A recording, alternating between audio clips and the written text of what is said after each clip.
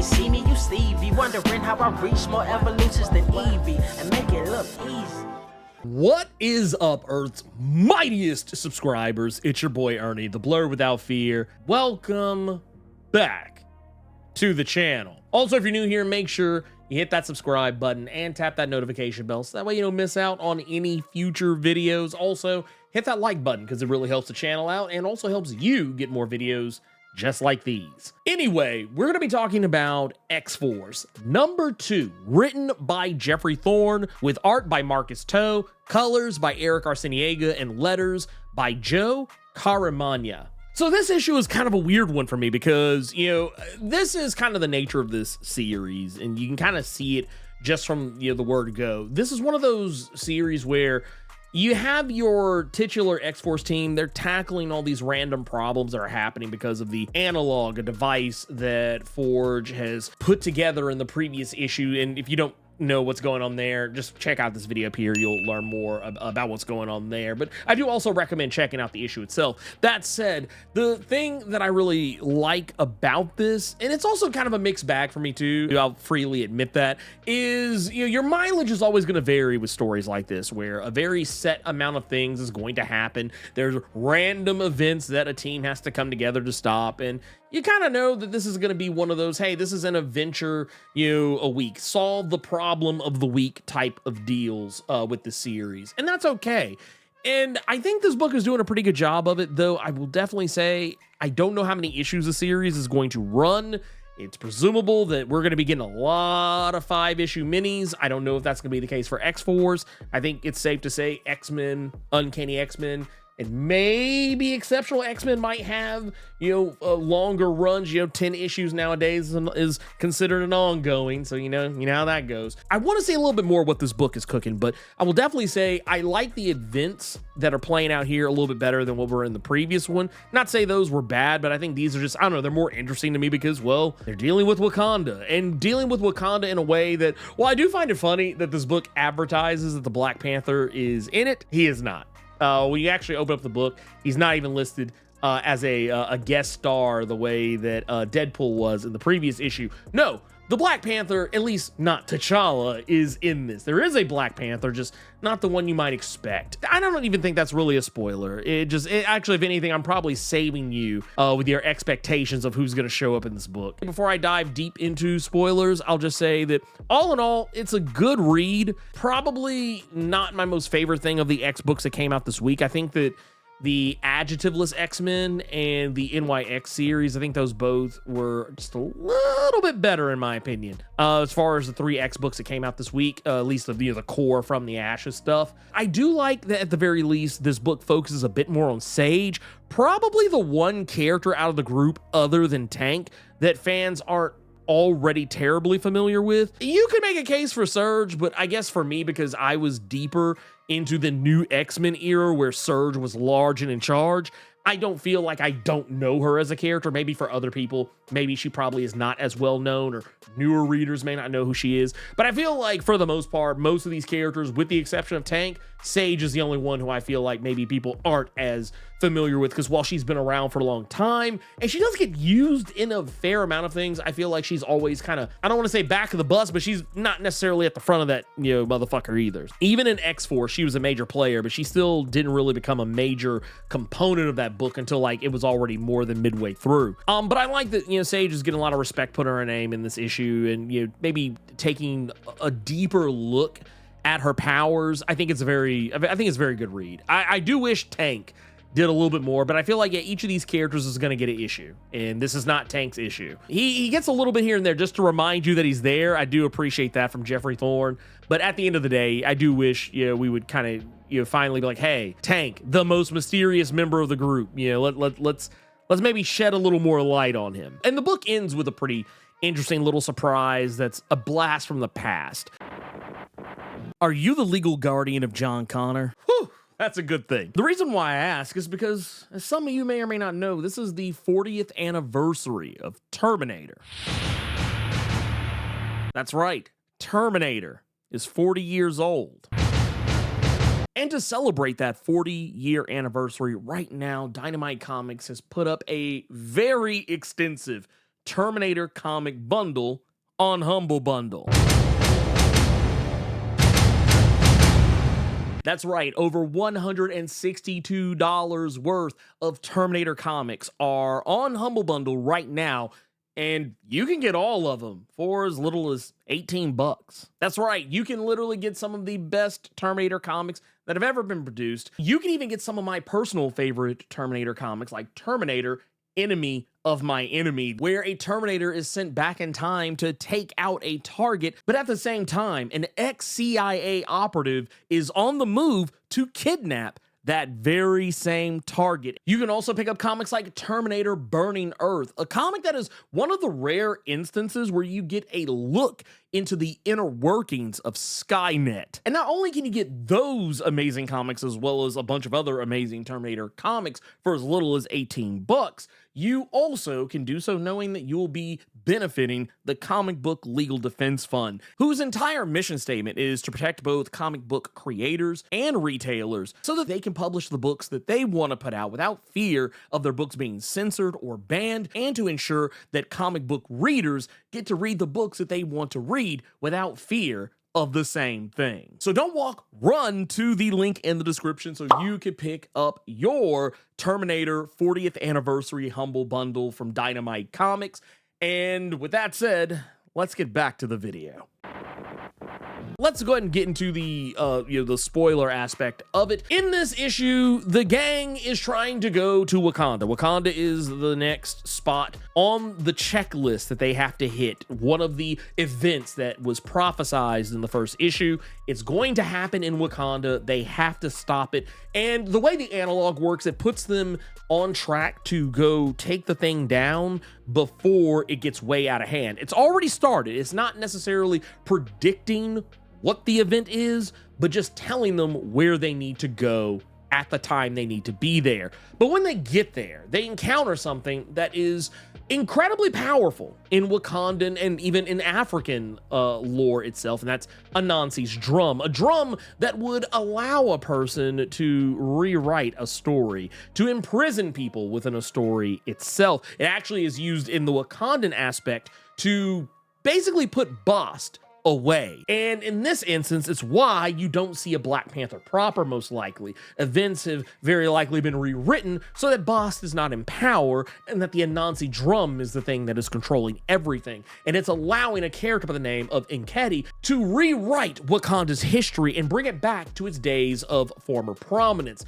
And this is, it's kind of funny how this is done too, because maybe this wasn't intended this way. I feel like it's kind of a commentary, a meta commentary on how readers feel about Black Panther in the main continuity Marvel Comics universe on Earth 616. I feel like a lot of people are kind of down on where T'Challa is because he's no longer the king of Wakanda. Wakanda is, well, still technically, as Sage points out in this issue, hundreds, if not thousands of years ahead of even the best of human society, including Tony Stark and Reed Richards. Even with all that, people feel like Wakanda has become just a thing that is just kind of there, and that T'Challa isn't the badass that people feel he should be. And I can make a case for why, in some instances, one might be correct in that statement and why one might be wrong in that assessment at the same time. But the main thing here is that Nketi is running roughshod over Wakanda and turning everything upside down and putting himself as the leader, as the Black Panther, the king of Wakanda, and all that that entails. And he's using magic to do it, the thing that Sage hates the most because she just doesn't fully understand it the way she can understand most things in the world.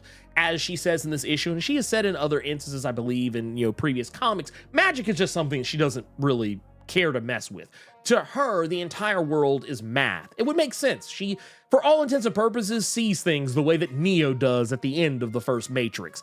She sees the coding. She sees everything for what it is. But magic, while it is technically just another form of math, it's a form of math that she's just not as good at as she is other things. It's her weakness, but not because it's something that she can't understand. And as a matter of fact, her lack of ability to fully comprehend magic in the way that maybe anyone else would, it actually makes her immune to the effects of Nketi's Anansi drum. It's actually what protects her from being able to fall under his illusion, the reality that he is now warped. Forge is immune to it as well, but not for the same reasons. He's immune because of the analog that he possesses, the very device that warned him of this event. But Sage is naturally immune to it. And it also helps too that the goggles that Forge had crafted for her to help her in kind of keeping all the things she was seeing, all the information she was absorbing more under wraps, that is also what's helping protect her. But at the same time, it's Sage in this moment who is showing why she is such a strong character, a character who is capable of sussing out a situation better than most anyone else. Even Forge didn't see the writing on the wall the same way that Sage did. And it just makes a very strong case for why a character who, well, I think some people might misperceive Sage and Forge for being damn near the same character, they're really not. Forge is just able to build whatever it is he can imagine in his mind. Sage is literally a living computer in all that entails. So while yes, you have two characters who kind of are in the same wheelhouse, but for completely different reasons, and it helps make even more sense why Sage is actually there. Without Sage, this whole operation would have gone ass over tea kettle, and it's because everyone else in X-Force has succumbed to the reality warping Nkedi is employing. As a matter of fact, both Ascani, Captain Britain, and Tank, and Surge, all of them become a part of Nkedi's delusion. They're working for him now, and this makes things even more dire when you consider the fact that Captain Britain is very versed in magic, and even she fell prey to it. The power of Anansi's drum was so potent that even the magic of Otherworld couldn't hold it back. And you have a whole borderline, I'm not saying she's Omega level, but I feel like Ascani has always been borderline Omega level telepathic mutant, and even she can't see through what's going on here. And once again, you have Tank and Surge who are also falling prey to it as well. So yeah, the fact that Sage is able to save the entire team from this is incredibly impressive. And also this book does a really good job of reminding you about Forge's mystical background. The fact that he is himself, by his own right, a sorcerer. He is skilled in magic. It's just that he prefers to work with technology as opposed to working with mysticism. But in this, he's able to kind of showcase some of his mystical prowess, albeit by marrying it to his actual technological prowess. And there's a lot of nice, neat little callbacks to his history with Storm and the history of Wakanda and mutants and so on and so forth. There's even kind of a throwback to some of the stuff from the John Ridley run that's pretty interesting.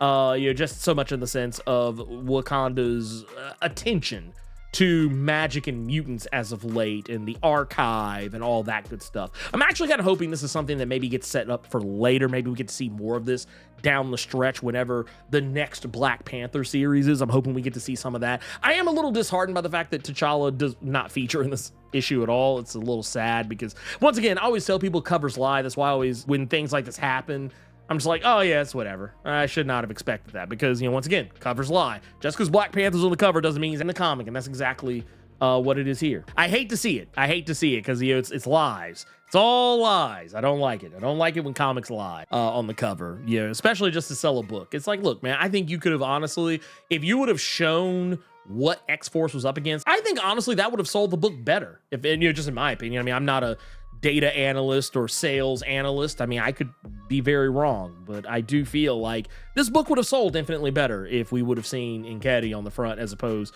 to Black Panther, who's not even actually in the book.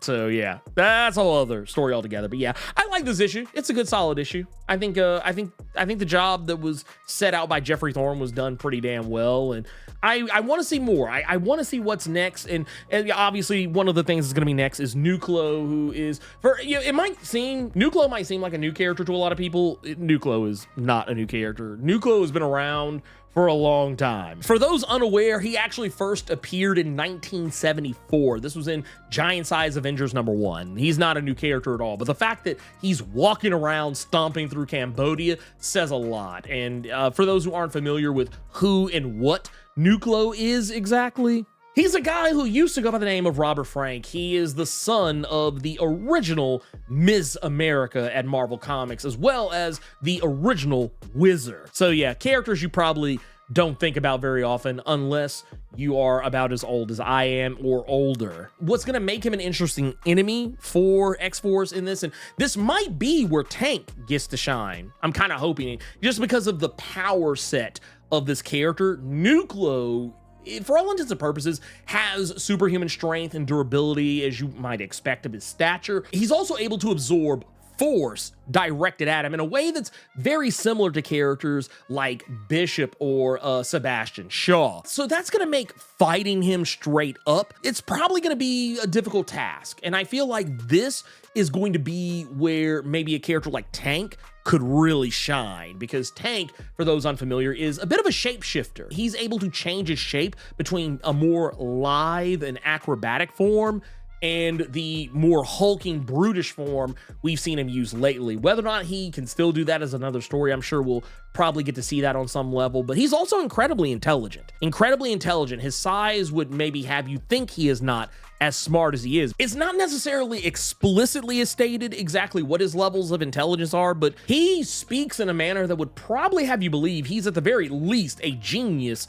or close to it. So putting all that aside, I am interested in seeing how they're going to tackle this. Also considering the fact they're going to have to solve for Nucleus' radiation that he outputs, something that I think will probably be a bit of an issue considering he's stomping through the streets of Cambodia and endangering hundreds, if not thousands of people in his immediate vicinity. You also have to consider the fact too that Nucleus has the ability to split himself multiple times. I think the max he's ever been able to do is anywhere between 2 to 3 different instances of himself, all of which share a hive mind. But who knows? Since then, maybe this event, whatever's going on, maybe he's leveled himself up a bit. Maybe he can split himself more times than what we might be used to seeing. That's something that could easily be an issue. But beyond that, I actually care less about the things that X-Force is facing off against, and I care a lot more about the characterizations. I think that's the thing that I feel this book can really do a good job of. It did a really good job of it with Forge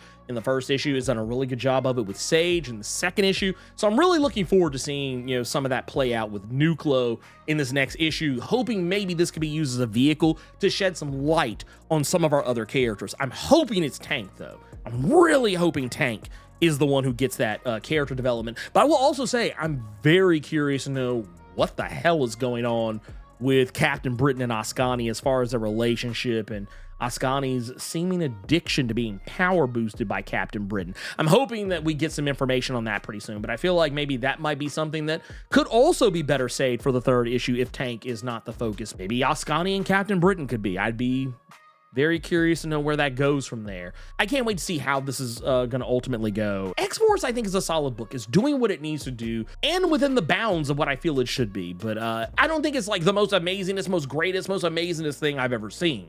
But I mean, I do think it's definitely a fun read. If nothing else, it's definitely fun, which I don't think that's a crime. I think a book being fun is perfectly fine and normal. I don't think every comic I read has to, you know, be Kingdom Come or, you know, whatever, or Civil War or whatever other, you know, amazing comic that you want to compare it to. It's solid with just a handful of notes.